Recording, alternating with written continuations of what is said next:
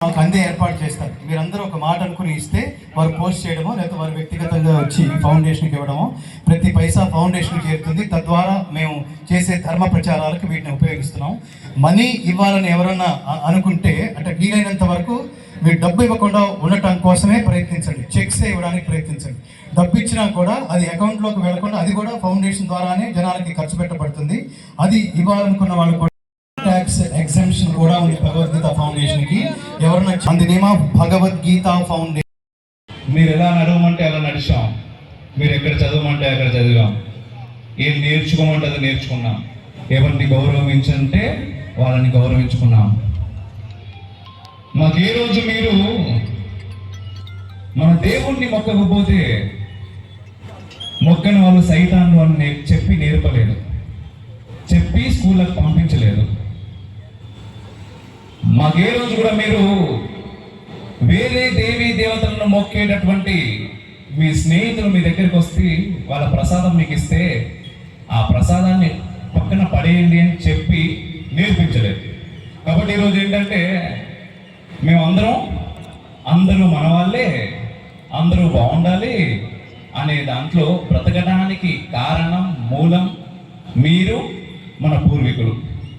కాబట్టి మీరేం చేస్తే చూసి నేర్చుకున్న వాళ్ళం. కాబట్టి ఈరోజు మీరు తల్లికి ఎంత గట్టిగా చేయకూడితే మేము అంతకు మించి గట్టిగా కొట్టడానికి సిద్ధంగా ఉంటాం.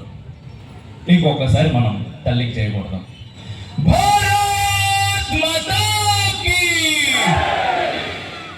అద్భుతంగా ఉంది కూడా వనపర్తికి వినిపించింది. ఎన్ని చేసినా అద్భుతంగా ఉంది. అంటే కొన్ని సంవత్సరాల క్రితం వరకు మీ అందరికీ తెలిసిందే, నేను ప్రత్యేకంగా చెప్పాల్సిన అవసరం లేదు కానీ చెప్పాలి. భగవద్గీత అనగానే మనం ఎక్కడ ప్రే చేయాలి?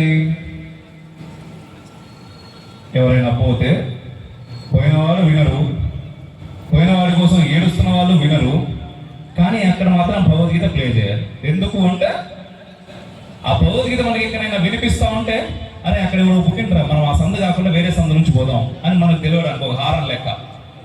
అక్కడి నుంచి ఈరోజు గీత కోసం ఇంత అత్యద్భుతమైనటువంటి సభ ఇక్కడ నిర్వహిస్తున్నందుకు మనం అందరం ఒక్కసారి గట్టిగా కరతాళ ధ్వనులు చాలా గట్టిగా కొట్టాలి. ఎందుకంటే ఈరోజు మనకందరికీ ఉంది. ఒకనో కాలంలో మాట్లాడుతూ ఉంటారు, అందరూ చెప్తా ఉంటారు అసలు భగవద్గీత ఎక్కడ మొదలైంది, ఎందుకు చెప్పిర్రు అంటే శ్రీకృష్ణుడు అర్జునుని నిమిత్తంగా చేసుకొని సమస్త మానవాళికి అరే నువ్వు ఇట్లా బ్రతకాలే, ఇట్లా బ్రతకొద్దు అని చెప్పిండు అని. మరి ఎట్లా బ్రతకాలన్నాడు అనే విషయాన్ని మనం పక్కన పెట్టి భగవద్గీత వేరే దగ్గర మనం బ్రతకలేమో, వేరే దగ్గరికి మనం పోలేము. అఖండ భారతం నుంచి ముక్కలై నా తల్లిని ముక్కలు చేసి లాస్ట్ ఇంత మిగిల్చింది. ఈ మిగిల్చిన ఈ భారతదేశంలో కూడా హిందువులు ధైర్యం చచ్చి శాస్త్రం లోపించి బ్రతుకుతా ఉన్నారు. నీ దేవి దేవతలను ఏమన్నానని నాకు సంబంధం లేదు, నీ గుళ్ళని ఏమన్నానని నాకు సంబంధం లేదు. నీ పాఠశాలలో ఈరోజు నన్ను నిజంగా శిశు మందిర్ విద్యా మందిరాన్ని తీసుకెళ్లి అక్కడి నుంచి తీసుకొచ్చిర్రు. అక్కడ తల్లి సరస్వతిని చూసి చాలా ఆనందం అనిపించింది. అమ్మ ఈ రోజు ఎన్ని స్కూళ్ళల్లో సరస్వతి అమ్మవారి విగ్రహం పెట్టుకోవాలంటే మనం ఎవరి పర్మిషన్ అడగాలి?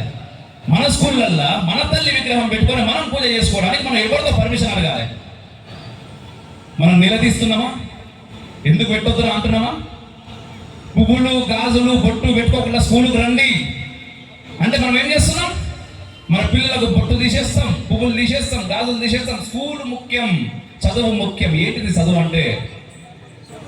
100 మార్కుల ప్రశ్న పత్రమా చదువు అంటే? అదే చదివి ఇప్పటిదాకా వచ్చినామా? మరి అదే చదువు అయితే, అదే జ్ఞానం అయితే ఈరోజు గత 10 సంవత్సరాల కేవలం గత 10 సంవత్సరాల దాదాపు 150,000 మంది విద్యార్థులు ఆత్మహత్యలు చేసుకున్నారు. మన భారతదేశం అవే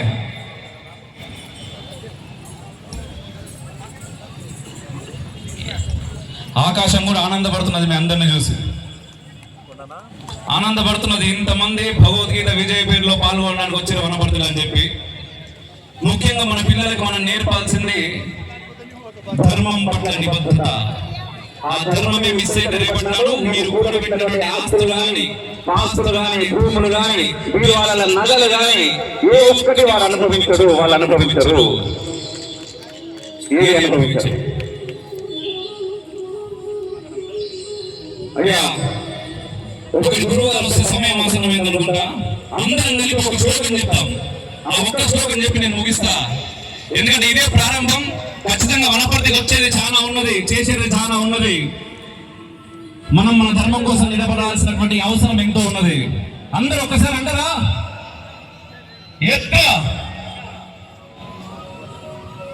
వినబడతలేదు నాకు ఇక్కడ నుంచి. ఎత్ర యోగీశ్వర కృష్ణ ఎత్ర పార్థో ధను ధారి తత్ర శ్రీ విజయో భూతి భువాని తిరుమమ. అంటే ఏం లేదయ్యా, భగవద్గీత యొక్క సారాంశం నాకు అర్థమైంది ఈ శ్లోకంలో.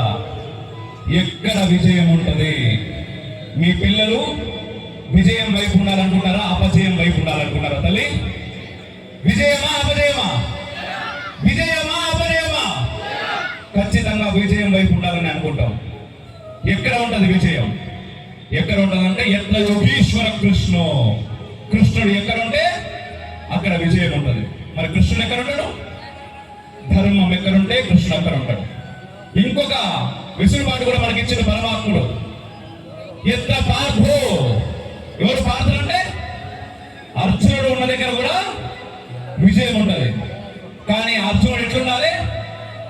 ధనుర్ధారి, ధనుస్సును చేతబోని అధర్మం పైన యుద్ధం చేయడానికి శతదా సర్వదా సహస్రదా సిద్ధంగా ఉండాలి.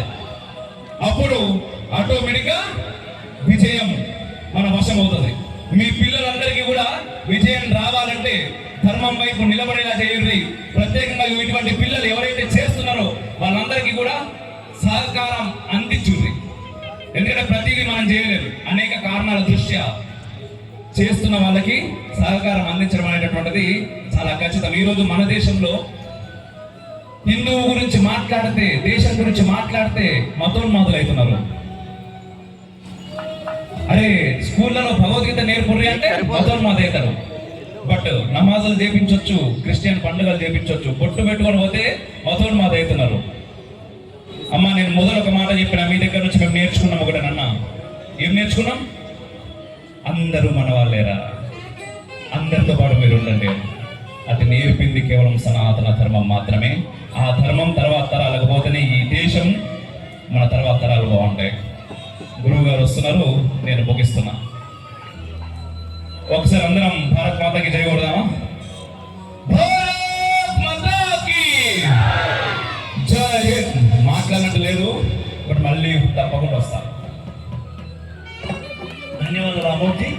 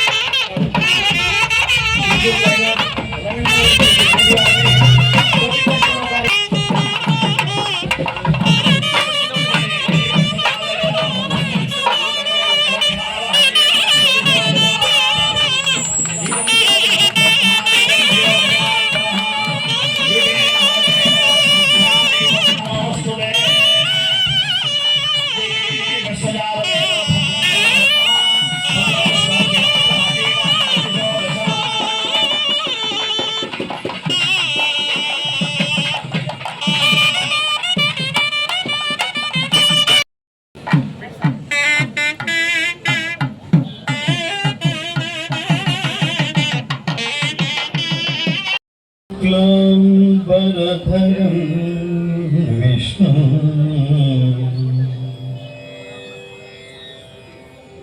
शशिवर्णं चतुर्भुजं प्रसन्नवदनं ध्यायेत्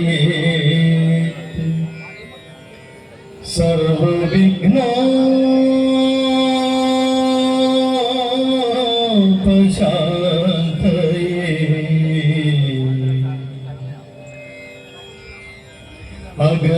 अगजानन पद्मार्कं गजानन महर्निशम्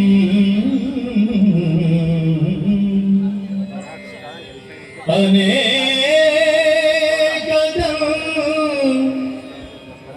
तं भक्तानां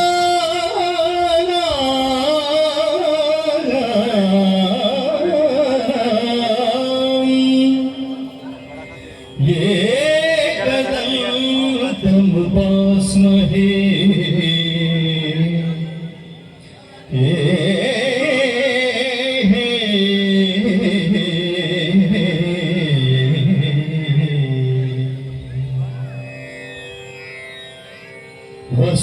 वसुदेवसुतं देवं कंसचाणूरमर्दनं देवकी परमानन्दं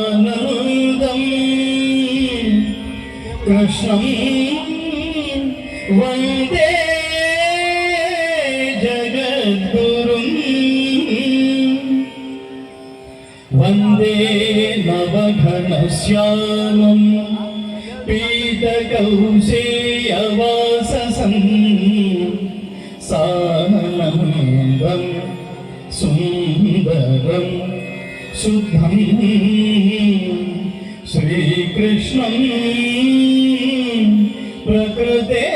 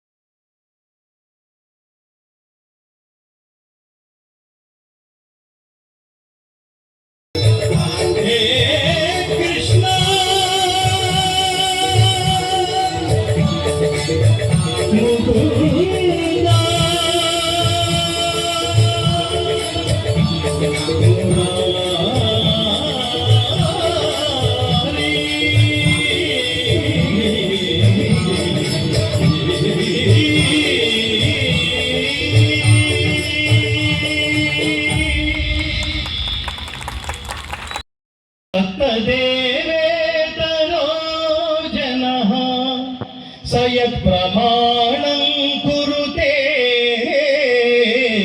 లోకస్తదను వర్తతే.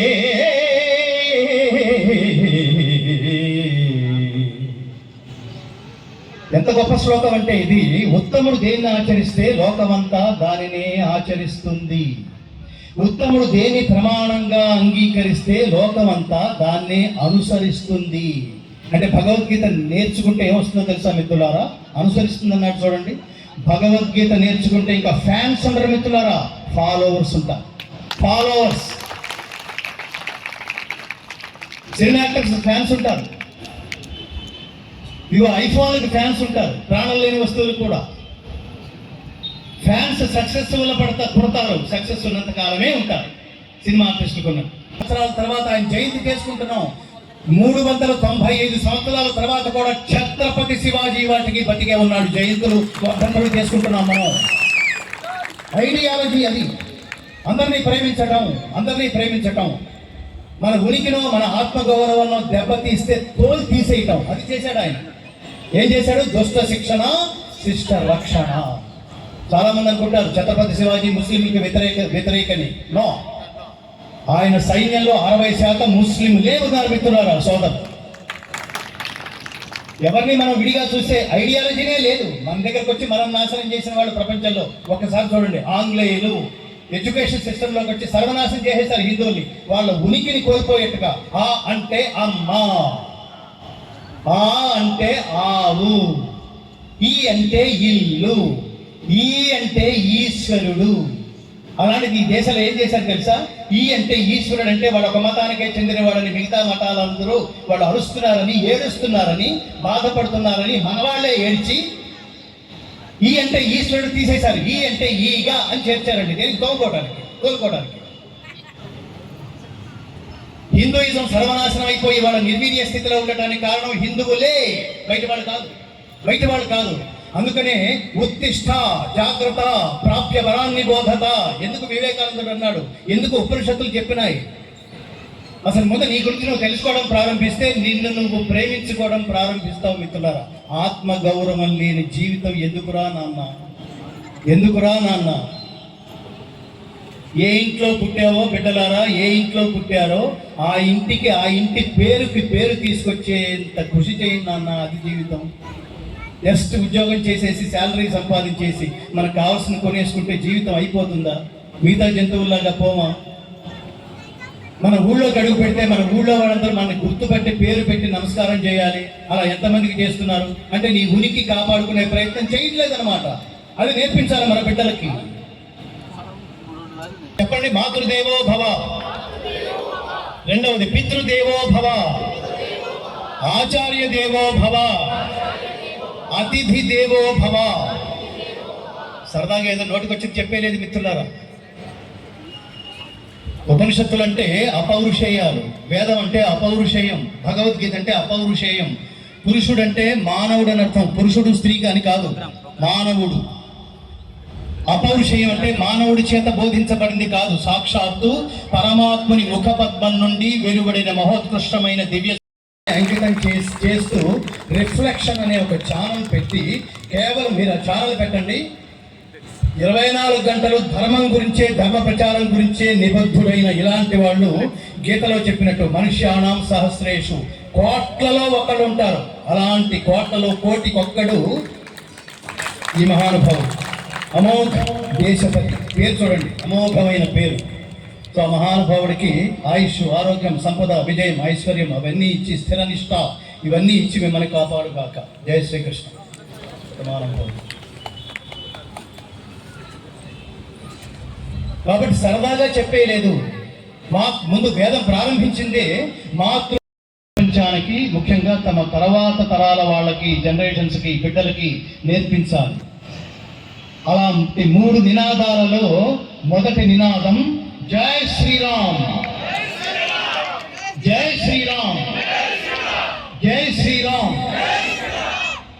ప్రతి పదానికి అర్థం తెలుసుకోకపోతే జీవిత పరమార్థం మనకి బోధపడదు మిత్రులారా. జస్ట్ లైక్ దట్ అనేకండి, చాలా బరువైన పదం అది, బరువైన నామం అది. జస్ట్ ఒంటి పేరు కాదు, అది మహామంత్రం. అది జై శ్రీరామ్ అని ఎందుకు నేర్చుకోవాలో తెలుసా మిత్రులారా? ఎందుకు గుర్తుపెట్టుకోవాలో తెలుసా? మన తర్వాత తరం వాళ్ళకి ఎందుకు నేర్పించాలో తెలుసా?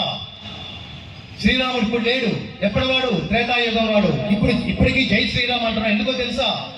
జీవితం అంటే సుఖంగా బతకడం కాదు, కంఫర్టబుల్ గా బతకడం కాదు, లగ్జరీగా బతకడం కాదు, ధర్మంగా బతకటం అని ఆచరించి ప్రపంచానికి చెప్పిన దైవం. అందుకని జై శ్రీరామ్.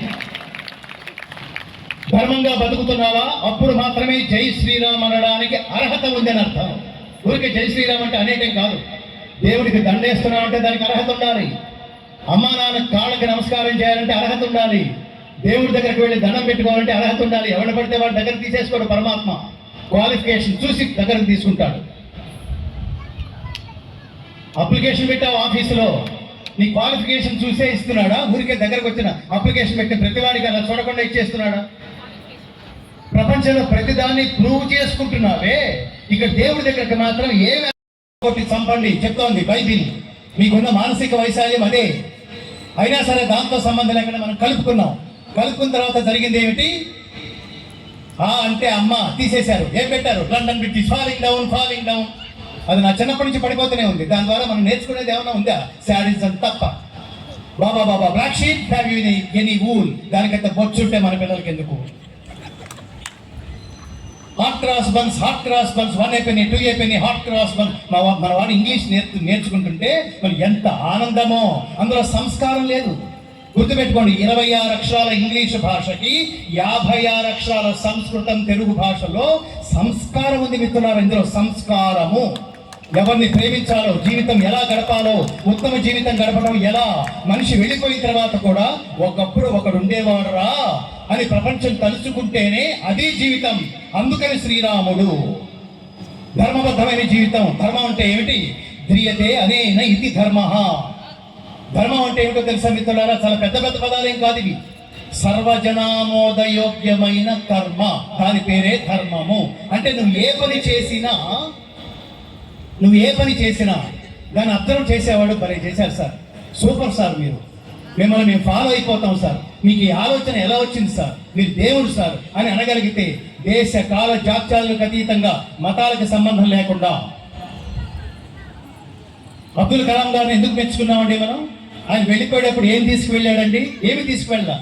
జీవితం అంతా ప్రపంచానికి ఇచ్చి పరమాత్మ ఇచ్చిన శక్తులన్నీ తిరిగి లోకక్షేమం కోసం ఎవడైతే ఖర్చు పెడతాడో వాడే దేవుడు. ఆయనే అబ్దుల్ కలాం. అంతే. ఇక్కడ మతం లేదు, కులం లేదు, జాతి లేదు.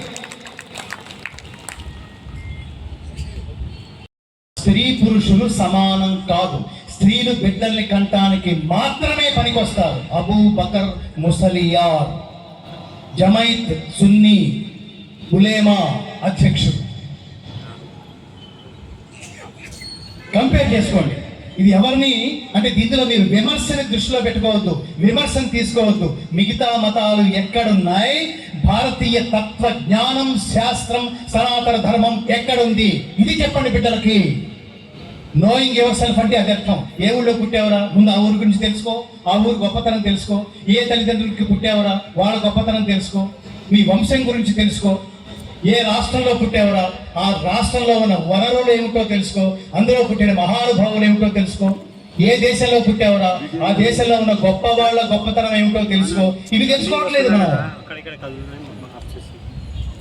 ఇవి ఏవి తెలుసుకోకుండా ఇతర దేశాల నుంచి ఊరికి ఆహ్వానిస్తే మెటీరియలిస్టిక్ లైఫ్లో గడపడం ఎలా అని మాత్రమే తెలుస్తుంది. అందుకనే మనుషుడు ఎలా ప్రవర్తించాలి అని చెబుతూ మహోత్కృష్టమైన తెలుగు భాషలో, అత్యంత స్పష్టమైన తెలుగు భాషలో సర్వమానవాళి శ్రేయస్సుని కాంక్షిస్తూ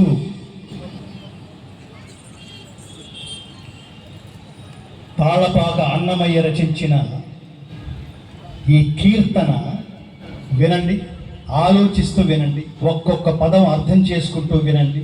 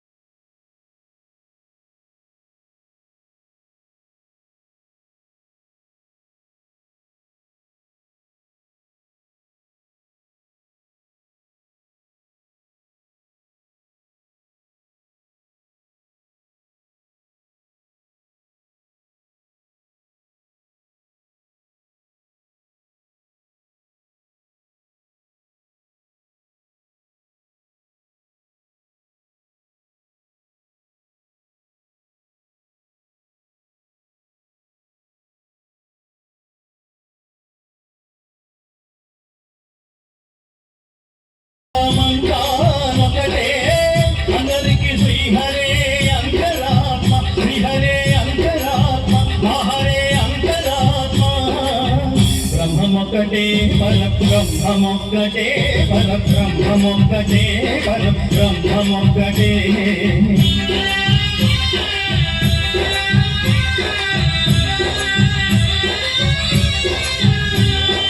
అడగి ఏనుగు మీద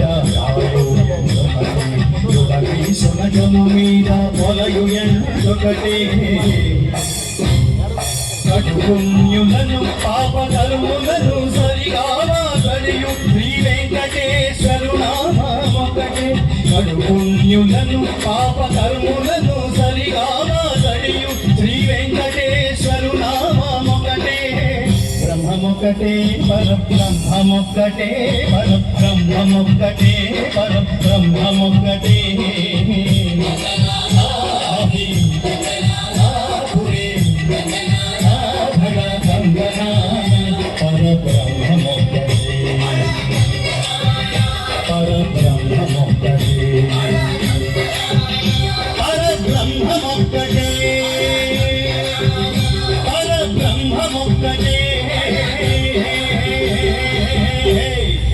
వాళ్ళ తల్లిదండ్రులు ఈయనకి రాసిచ్చిన ఆస్తిని గోసేవ కోసం రాసిచ్చేశాడు ఆయన.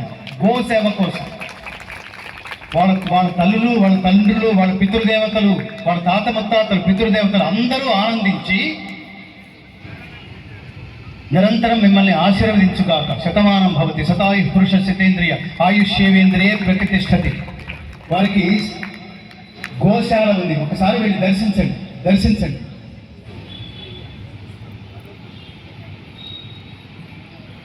హిందువులారా మన ఐడియాలజీ చాలా గొప్పది అని ప్రతిసారి ఎందుకు చెప్తుంటానంటే, నాకేదో అవకాశం ఇచ్చారు, మైక్ ఇచ్చారు కాబట్టి నేను చెప్పేసుకోవడం కోసం రావట్లేదు మిత్రులారా. మనం ఎంత గొప్పవాళ్ళం అంటే నాకు ఎప్పుడు అనిపిస్తుంటుంది, Hinduism, ideology of Hinduism is so great, but Hindus are unfortunately so weak.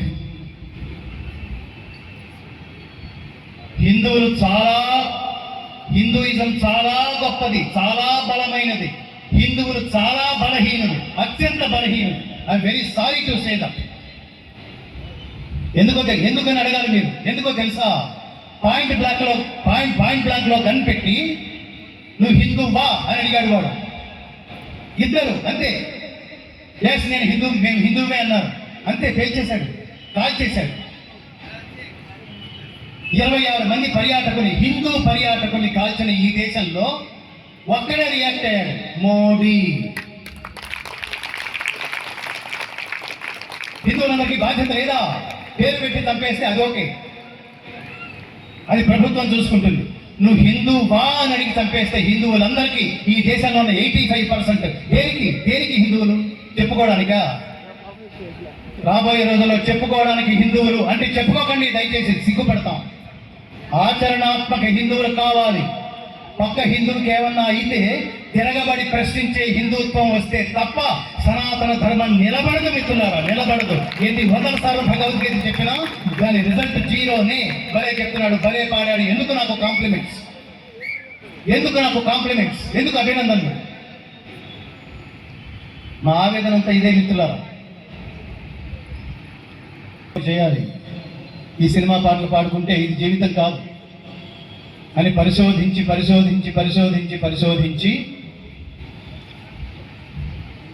ఏ పని చేస్తే శాశ్వతమవుతుందో, ఏ పని చేస్తే సర్వమానవాళికి ప్రయోజనాత్మకమవుతుందో, ఏ పని చేస్తే ప్రతి ఒక్కరికి స్ఫూర్తిదాయకమవుతుందో, ఏ పని చేస్తే ఆ చేసే పనికి ఎప్పటికీ ఎక్స్పైరీ డేట్ ఉండదో, ఏ పని చేస్తే శాశ్వతమవుతుందో, ఏ పని చేస్తే అందరూ ఆనందిస్తారో, ఏదో సమయానికి ఆలోచించడం మొదలు పెడతారో, ఇంకేదో సమయానికి ఆచరించడం మొదలు పెడతారో, దాని పేరు భగవద్గీత అని మా రీసెర్చ్లో తేలింది మిత్రులారా.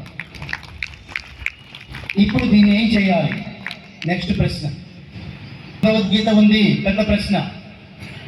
ఉంటే ఎక్కడ ఉంది అంటే అలా చూపిస్తున్నారు, పూజ గదిలో ఉంది అని. ఇప్పుడు మీరు ఏం చేస్తున్నారు అంటే పూజ గది ముందు నుంచి వెళుతూ ఇట్టి అనుకుని దండం పెట్టేసుకుని పోతున్నారు. భగవద్గీత దండం పెట్టి వెళ్ళిపోయే గ్రంథమా? ఎవరు చెప్పారు? శ్రీకృష్ణుడు. ఎవరికి చెప్పాడు? అర్జునుడికి. ఎందుకు చెప్పాడు? అందులో ఏముంది? అది కదా మనం ఆలోచించవలసింది. ఎందుకు 5,000 సంవత్సరాల తర్వాత కూడా ఆ పుస్తకం మరుగున పడిపోలేదు? అది కదా ఆలోచించవలసింది. ఎందుకు భగవద్గీత మన ఒక్కడమే కాదు, ప్రపంచంలో పాశ్చాత్యులు కూడా దీన్ని మెచ్చుకుని రీసెర్చ్ చేస్తున్నారు? అది కదా ఆలోచించవలసింది. భగవద్గీత గొప్పదని హిందువులు మాత్రమే కాదు మాట్లాడుతున్నది. Edwin Arnold, Max Muller, Oppenheimer, Warren Hastings, Einstein, Aldous Huxley, David ఫ్రాలే,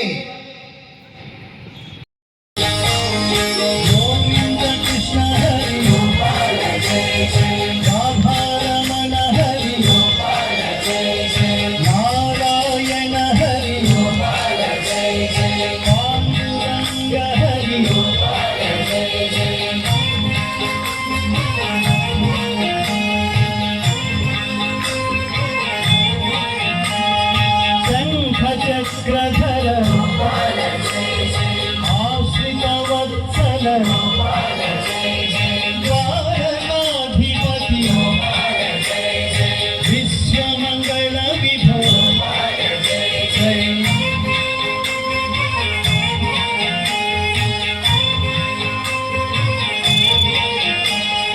Srivatsankita, శ్రీకౌస్తుభధర, Govardhana Giridhara, Gokula పాలక,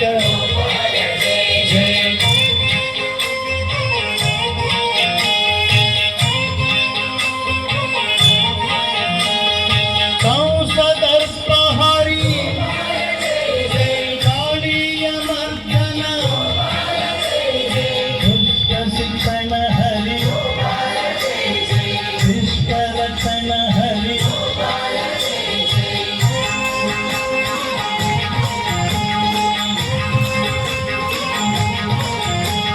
జగదాధార, కలుషవిదూర, యదుకుల తిలక, ఆనందకారక,